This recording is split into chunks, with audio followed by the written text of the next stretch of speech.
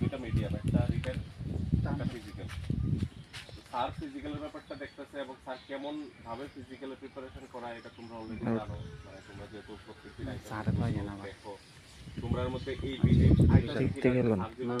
করাইতেছে আমাদের সাফিসিয়েন্ট, আমরা যা প্রয়োজন আমাদের যা দরকার ফিজিক্যালি ফিট হওয়ার বা ফিজিক্যাল টেস্ট আমরা পারুম কিনা, আমাদের ফিটনেস ওই জায়গায় যাইতে পারবো কিনা, স্যার ওইভাবে করাইতেছে কিনা,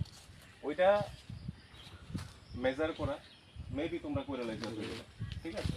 বাট এটার সাথে আরেকটা ইম্পর্টেন্ট ফ্যাক্টর হচ্ছে রিটার্ন, কারণ রিটার্ন ছাড়া, রিটার্নে ভালো রেজাল্ট ছাড়া মেরিটই আই তারা।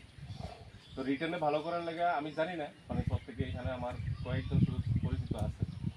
কে কী করতেছো রিটার্নের জন্যে কোথাও গিয়া পড়তে হবে কোনো কোচিং সেন্টারে, এটা ম্যান্ডেটরি না, বা কোনো দাদার কাছে কোনো স্যারের কাছে গিয়ে পড়তে হবে, এটাও ম্যান্ডেটরি না। ম্যান্ডেটরি হচ্ছে যে আমি যে পরীক্ষাটা দেবো এই পরীক্ষা অল ইন্ডিয়া বেস বা আমার স্টেটে কাট অফ কত যায়, ওই কাট অফটা ক্লিয়ার করার মতো অ্যাবিলিটি প্রবাবিলিটি আমার আছে কিনা।